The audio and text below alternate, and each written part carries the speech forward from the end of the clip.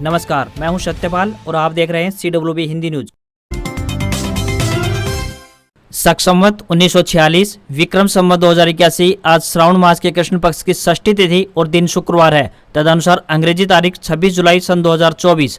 षष्ठी तिथि शुक्रवार रात 11:31 तक रहेगी। सबसे पहले आज के मुख्य समाचार।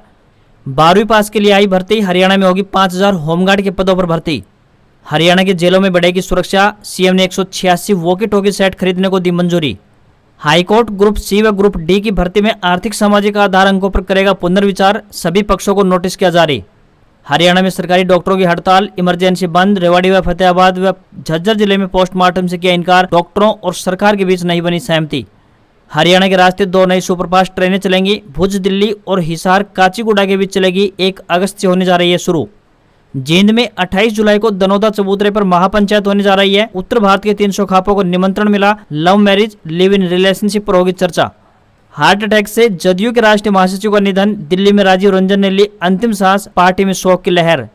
कारगिल में विजय दिवस कार्यक्रम में पहुंचे आर्मी चीफ। प्रधानमंत्री कारगिल रजत जयंती कार्यक्रम में शामिल होने लद्दाख जाएंगे तो वहीं शहीदों को श्रद्धांजलि देंगे।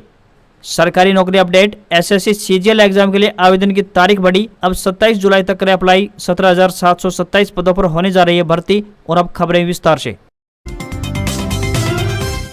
हरियाणा में फिर से मानसून सक्रिय होता नजर आ रहा है, जिसके चलते कई जिलों में बारिश हो रही है। इसके कारण तापमान में भी गिरावट दर्ज की जा रही है। आने वाले 2 दिनों में पंजाब के ऊपर एक और साइक्लोनिक सर्कुलेशन बनने की वजह से बंगाल की खाड़ी की तरफ से मानसूनी हवाओं की सक्रियता बढ़ेगी, जिस कारण प्रदेश में भी बारिश की गतिविधियां बढ़ने की संभावना नजर आ रही है। आज प्रदेश में कहीं कहीं हल्की बारिश देखने को मिलेगी, तो वहीं 27 से 30 जुलाई के मध्य प्रदेश के ज्यादातर इलाकों में हल्की से मध्यम बारिश देखने को मिलेगी। इस दौरान कुछ एक स्थानों पर तेज बारिश होगी और बीच बीच में तेज हवाएं चलने की संभावना बन रही है। इसके बाद दिन के तापमान में भी कमी दर्ज की जाएगी। विभाग की माने तो हरियाणा में 30 जुलाई तक मानसून सक्रिय रहेगा। कर्मचारी चयन आयोग यानी एसएससी संयुक्त स्नातक स्तरीय यानी सीजीएल परीक्षा 2024 के लिए आवेदन प्रक्रिया की आखिरी तारीख 24 जुलाई थी, जिसे अब आगे बढ़ा दिया गया है, जो कि 27 जुलाई कर दिया गया है। उम्मीदवार ऑफिशियल वेबसाइट ssc.gov.in पर जाकर अप्लाई कर सकते हैं। एसएससी द्वारा सीजीएल परीक्षा के माध्यम से हर साल केंद्र सरकार के मंत्रालयों, विभागों और संगठनों में भर्ती के लिए योग्य उम्मीदवारों का चयन किया जाता है। एजुकेशनल क्वालिफिकेशन की बात करें तो किसी भी मान्यता प्राप्त यूनिवर्सिटी या संस्थान से किसी भी स्ट्रीम में ग्रेजुएशन की डिग्री होनी चाहिए। ग्रेजुएशन के फाइनल ईयर या फिर सेमेस्टर की पढ़ाई करने वाले छात्र भी आवेदन कर सकते हैं। न्यूनतम आयु 18 वर्ष और अधिकतम आयु 27 से 32 वर्ष तय की गई है। जनरल, ओबीसी व ईडब्ल्यूएस के लिए 100 रुपए फीस रहेगी, तो वहीं SC, ST व PH और महिला उम्मीदवार के लिए फॉर्म निःशुल्क यानी फ्री रहेगा। हरियाणा में होमगार्ड के पदों पर भर्ती होने जा रही है। कानून और व्यवस्था बनाए रखने, अपराध की रोकथाम, अवैध खनन पर अंकुश लगाने, यातायात नियंत्रण ड्यूटी आदि के लिए पुलिस बल के प्रयासों को पूरा करने के लिए हर जिले में अतिरिक्त होमगार्ड स्वयं सेवकों को तैनात करने का निर्णय लिया गया है। ऐसे में 5000 होमगार्ड को नियुक्त किया जाएगा। यदि आप 12वीं पास हैं तो इस भर्ती के लिए आवेदन करने के योग्य होंगे। जो भी उम्मीदवार इस भर्ती के लिए इच्छुक हैं वे ऑनलाइन माध्यम से आवेदन कर पाएंगे। बता दें कि हरियाणा में होमगार्ड के 5000 पदों के लिए 3 महीने यानी 1 अगस्त 2024 से लेकर 31 अक्टूबर 2024 तक ये नियुक्तियां की जाएंगी। हरियाणा में कोई पार्टी सत्ता पर काबिज होती है तो इसका रास्ता दक्षिण हरियाणा के अहिरवाल क्षेत्र के वोटर्स तैयार करते हैं। यहाँ के मतदाता जिस भी पार्टी का खुलकर समर्थन करते हैं तो उस पार्टी को सत्ता हासिल करने से कोई नहीं रोक सकता। लोकसभा चुनाव प्रचार के दौरान पूर्व मुख्यमंत्री भूपेंद्र सिंह हुड्डा और उनके बेटे दीपेंद्र हुड्डा ने अहिरवाल क्षेत्र में बीजेपी के किले को ढहाने की पूरी तैयारी व ताकत झोंक दी है। और अब विधानसभा चुनाव से पहले दीपेंद्र हुड्डा ने यहाँ अपनी सक्रियता भी बढ़ा दी है। कांग्रेस ने अहिरवाल क्षेत्र में बीजेपी के वर्चस्व को खत्म करने के लिए पूरी ताकत झोंक दी है। वहीं भाजपा के लिए आंतरिक गुटबाजी इस बार उसे बड़ा नुकसान पहुंचा सकती है, क्योंकि अहिरवाल की राजनीति में कद्दावर नेता राव इंद्रजीत सिंह को खुश करना भी बीजेपी के लिए चुनौती बना हुआ है। लोकसभा चुनाव के बाद से ही नाराज चल रहे राव इंद्रजीत सिंह की वजह से पार्टी को यहां कई सीटों पर नुकसान झेलना पड़ सकता है। महेंद्रगढ़ के कनीना स्कूल बस हादसे से सबक लेते हुए हरियाणा सरकार अब सुरक्षित स्कूल वाहन नीति 2024 लेकर आ रही है। इस नीति का मकसद बस से जाने वाले विद्यार्थियों को सुरक्षित सफर उपलब्ध करवाना है। इस नीति में स्कूल प्रबंधन, स्कूल वाहन मालिक, ड्राइवरों व कंडक्टर की जिम्मेदारियां विद्यार्थियों के प्रति बढ़ने वाली हैं। इसके तहत अब स्कूल बस की स्टीयरिंग उसी ड्राइवर के हाथ में होगी जिसके पास कम से कम 5 साल का वाहन चलाने का अनुभव होगा। इन 5 सालों में न तो उसका 3 बार से ज्यादा चालान कटा हुआ होना चाहिए और न ही लापरवाही से वाहन चलाने का मामला दर्ज हुआ होना चाहिए। इसके साथ ही साल में कम से कम 2 बार अधिकृत ड्राइविंग ट्रेनिंग स्कूल से रिफ्रेशिंग कोर्स करना भी अनिवार्य होगा। इसकी जिम्मेदारी वाहन मालिकों की होगी। साथ ही ड्राइवरों के शराब सेवन की जांच भी करवानी होगी और उसका रिकॉर्ड भी रखना होगा। पंजाब एवं हरियाणा हाईकोर्ट ग्रुप सी और ग्रुप डी के लगभग 58,000 पदों के लिए आयोजित परीक्षा का परिणाम रद्द करने, सामाजिक एवं आर्थिक आधार पर 5 अंकों का लाभ दिए बिना मेरिट लिस्ट तैयार करने और नई सिरे से आवेदन मांगने के आदेश पर अब दोबारा से विचार करेगा। हरियाणा सरकार की पुनर्विचार याचिका पर सभी पक्षों को नोटिस जारी करते हुए हाईकोर्ट ने जवाब दाखिल करने का आदेश जारी कर दिया है। सामाजिक व आर्थिक आधार पर आरक्षण को लेकर हाईकोर्ट ने कहा था कि यह लाभ देने से पहले न तो कोई डाटा एकत्रित किया गया और न ही कोई आयोग बनाया गया। इस प्रकार पहले सीईटी में 5 अंकों का और फिर भर्ती परीक्षा में 2.5 अंकों का लाभ तो भर्ती परीक्षा का परिणाम पूरी तरह से बदल देगा। इन अंकों का लाभ देते हुए केवल पीपीपी धारकों को ही योग्य माना गया है, जो कि संविधान के अनुसार सही नहीं है। नियुक्ति में किसी लाभ को राज्य के लोगों तक सीमित नहीं रखा जा सकता है। अब हरियाणा सरकार ने दोबारा से हाईकोर्ट का रुख किया है और आदेश पर पुनर्विचार की अपील की है। हरियाणा के सरकारी अस्पतालों में इमरजेंसी सेवाएं ठप हैं। प्रदेश के 3,000 सरकारी डॉक्टर अनिश्चितकालीन हड़ताल पर चले गए हैं। हरियाणा में कुल मिलाकर 159 सरकारी हॉस्पिटल हैं, जिनकी ओपीडी में भी मरीजों को नहीं देखा जा रहा है। पोस्टमार्टम भी बंद है। इसके अलावा सरकारी अस्पतालों में गर्भवती महिलाओं की डिलीवरी की सुविधा भी बंद है। इस वजह से मरीजों को अस्पतालों में आकर भटकना पड़ रहा है। सरकार ने हालात बिगड़ते देख मेडिकल कॉलेज से डॉक्टरों को मरीजों के इलाज के लिए बुलाया है। एसोसिएशन के प्रधान डॉक्टर राजेश ख्यालिया ने कहा कि कई मांगों पर सहमति बन चुकी है, लेकिन सरकार ने एक भी वादा पूरा नहीं किया। मजबूरी में हड़ताल करनी पड़ रही है। स्वास्थ्य मंत्री डॉक्टर कमल गुप्ता ने डॉक्टरों से हड़ताल न करने की अपील की है। उन्होंने डॉक्टरों के नाम जारी पत्र में लिखा कि हड़ताल या आंदोलन का सहारा न लें, जल्द समाधान निकाला जाएगा। उधर हड़ताल के चलते रेवाड़ी में पोस्टमार्टम नहीं हो सका, तो वहीं पानीपत और रेवाड़ी में डॉक्टर न होने की स्थिति में सीएमओ ने मरीज देखे। रेवाड़ी के सिविल अस्पताल में डेंटल और आयुर्वेदिक डॉक्टरों को छोड़कर तमाम डॉक्टर हड़ताल पर चले गए हैं। गुरुवार की दोपहर को मुख्यमंत्री नायब सिंह सैनी के मुख्य प्रधान सचिव राजेश खुल्लर ने सिविल मेडिकल सर्विस एसोसिएशन के साथ चंडीगढ़ स्थित हरियाणा निवास पर बैठक की, लेकिन डॉक्टर्स की मांगों में शामिल कुछ मांगों पर सहमति नहीं बन पाई, जिसकी वजह से ये बैठक बेनतीजा निकली। हालांकि डॉक्टर्स की हड़ताल आगे भी जारी रहेगी। इसे लेकर एसोसिएशन की तरफ से अभी तक कोई बयान सामने नहीं आया है।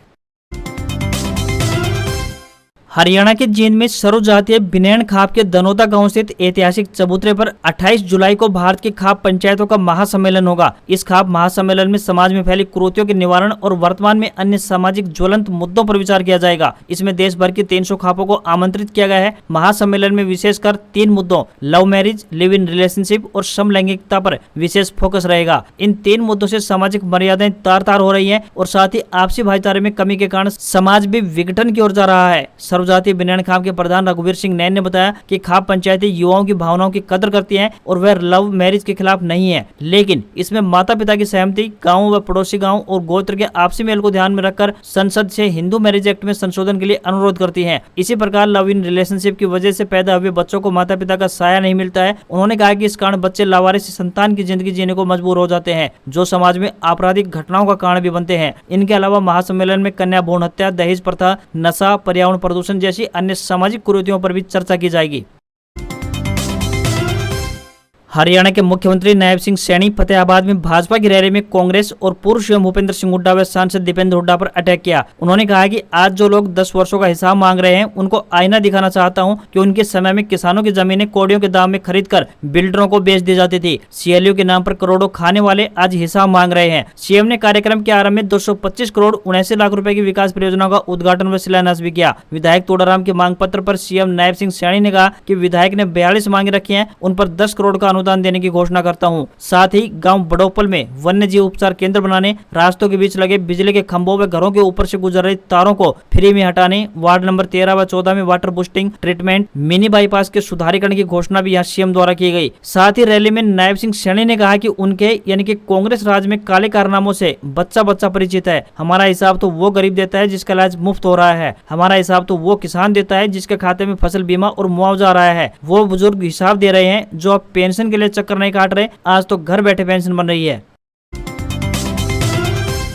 हरियाणा के फरीदाबाद में सेक्टर 12 में गुरुवार को हरियाणा बाल विकास आंगनवाड़ी वर्कर्स ने अपनी मांगों को लेकर विरोध प्रदर्शन किया और जमकर नारेबाजी की। इसमें आंगनवाड़ी वर्कर्स ने सरकार से अपनी मांगों को पूरा करने के लिए डीसी को ज्ञापन सौंपा। उन्होंने कहा कि यह ज्ञापन हम पहले भी दे चुके हैं, लेकिन सरकार हमारी मांगों को अनदेखा कर रही है। आंगनवाड़ी वर्कर्स की मांगों की बात करें तो हरियाणा बाल विकास आंगनवाड़ी वर्कर्स की मांग है कि उन्हें सरकारी कर्मचारी का दर्जा प्राप्त हो, बिना किसी शर्त के सुपरवाइजर के पद पर प्रमोट किया जाए, कुशल एवं अर्ध कुशल श्रमिकों में शामिल किया जाना चाहिए। आंगनवाड़ी वर्करों को कर्मचारी भविष्य भविष्य निधि यानी ईपीएफ की सुविधा भी प्रदान की जाए। आंगनवाड़ी वर्करों को कैशलेस चिकित्सा स्वास्थ्य सुविधाएं प्रदान की जाएं। प्ले स्कूल में काम करने वाले आंगनवाड़ी कार्यकर्ताओं को केवल शिक्षण संबंधित कार्य दिया जाए ताकि वो अपना कार्य बेहतर तरीके से कर पाएं। साथ ही हरियाणा बाल विकास आंगनवाड़ी वर्कर यूनियन की प्रधान वकीला ने कहा कि अगर सरकार उनकी मांगों को अनदेखा करती है तो आंगनवाड़ी वर्कर्स एवं हेल्पर यूनियन 2 अगस्त को बड़ा आंदोलन करेंगे। साथ ही उन्होंने कहा कि केवल फरीदाबाद से ही नहीं बल्कि यह ज्ञापन पूरे हरियाणा की तरफ से दिए जा रहे हैं।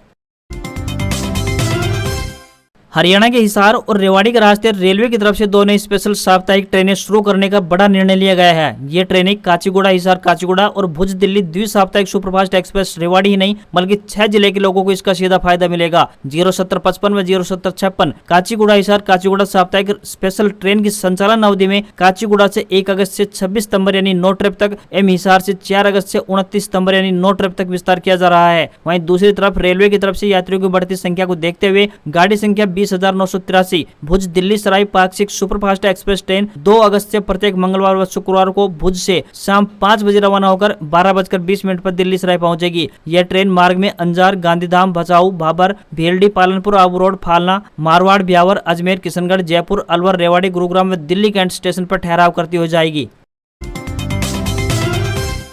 अक्टूबर से पैन एप्लीकेशन या फिर इनकम टैक्स रिटर्न फाइल करने के लिए आधार का एनरोलमेंट नंबर मान्य नहीं होगा। इसके लिए अब आधार नंबर ही देना होगा। एनरोलमेंट नंबर के बेसिस पर पैन बनाने की सुविधा 2017 से दी जा रही है। सरकार ने कहा है कि आधार के एनरोलमेंट आईडी से एक से ज्यादा पैन जनरेट हो सकते हैं, इसलिए ऐसा किया गया है। सरकार का यह भी मानना है कि आधार नंबर का कवरेज काफी ज्यादा बढ़ गया है और यह भारत के लगभग सभी लोगों को मिल चुका है। आधार नंबर 12 अंकों का इंडिविजुअल आइडेंटिफिकेशन नंबर होता है जो कि भारत के लोगों के लिए पहचान और पते के प्रमाण के रूप में काम आता है, जबकि आधार एनरोलमेंट आईडी यानी कि ईआईडी 14 अंकों का नंबर होता है जो कि आधार कार्ड के लिए अप्लाई करने वाले एप्लीकेंट को दी जाती है। नासा ने सुपर कंप्यूटर से तैयार हुआ एक नया हाई रेजोल्यूशन मॉडल जारी किया है जिसमें पूरी दुनिया में कार्बन डाइऑक्साइड के लेवल को देखा जा सकता है। इस मॉडल को नासा के साइंटिफिक विजुअलाइजेशन स्टूडियो ने तैयार किया है। इस हाई रेजोल्यूशन मॉडल को जूम कर कार्बन डाइऑक्साइड पैदा करने वाले सोर्स जैसे कि पावर प्लांट, आग और बड़े शहरों को देखा जा सकता है। इसके साथ ही ये भी देखा जा सकता है कि कार्बन डाइऑक्साइड महाद्वीप और महासागरों में कैसे फैलता है। इस मॉडल को देखने पर साफ पता चलता है कि चीन, अमेरिका और साउथ एशिया में कार्बन डाइऑक्साइड का अधिकतर उत्सर्जन पावर प्लांट, इंडस्ट्री और गाड़ियों से पैदा होता है, तो वहीं अफ्रीका और दक्षिण अमेरिका जैसे देशों में ये आग लगने की वजह से पैदा होता है। इस मॉडल को तब तैयार किया गया है जब दुनिया भर में कार्बन डाइऑक्साइड का स्तर लगातार बढ़ता जा रहा है और इसकी वजह से धरती और गर्म होती जा रही है। नासा की रिपोर्ट के मुताबिक 1850 में ग्लोबल रिकॉर्ड रखना शुरू करने के बाद से अब तक में 2023 साल जो रहा है वो सबसे गर्म साल रहा है। बजट में सोना चांदी की कस्टम ड्यूटी यानी कि इंपोर्ट टैक्स घटने के बाद 3 दिन में सोना 5,000 रुपए और चांदी 6,400 रुपए सस्ती हो चुकी है। सरकार ने बजट में सोना चांदी पर कस्टम ड्यूटी को 15% से घटाकर 6% कर दिया है। इससे भाव में ये गिरावट आई है। बजट के 2 दिन बाद सोना 974 रुपए गिरकर 68,177 रुपए पर पहुंच गया है। वहीं चांदी की बात करें तो 3,061 रुपए गिरकर 81,801 रुपए प्रति किलो पर आ गई है। दिल्ली में 10 ग्राम 22 कैरेट सोने की कीमत 64,150 रुपए और 10 ग्राम 24 कैरेट सोने की कीमत 69,950 रुपए पहुंच गई है। भारतीय शेयर बाजार में पहले गिरावट और फिर रिकवरी देखने को मिली। सेंसेक्स दिन के निचले स्तर से 562 अंक रिकवर होकर 109 अंक की गिरावट के साथ 80,039 के स्तर पर क्लोज हुआ। वहीं निफ्टी में भी 196 अंक की रिकवरी देखने को मिली और ये 7 अंक की गिरावट के साथ 24,406 के स्तर पर क्लोज हुआ। सेंसेक्स के 30 शेयरों में से 16 में गिरावट और 14 में तेजी रही। वहीं निफ्टी के 50 शेयरों में से 25 में गिरावट और 25 में तेजी रही। एक्सिस बैंक, आईसीआईसीआई बैंक और आईटीसी और टाइटन ने बाजार को नीचे खींचा, तो वहीं Larsen and turbo, Tata Motors, HDFC bank और सन फार्मा ने बाजार को ऊपर खींचा। एशियाई बाजारों में गिरावट देखने को मिली। जापान के निक्केई में 3.28% और हांगकांग के हैंगसेंग में 1.77% की गिरावट रही। वहीं चीन का संघाई कंपोजिट भी 0.52% गिरा। आज खबरों में बस इतना ही। देखते रहिए आपका अपना हरियाणा का सबसे बेहतरीन news channel CWB Hindi news. नमस्कार। इसी आशा के साथ आपका दिन शुभ रहे।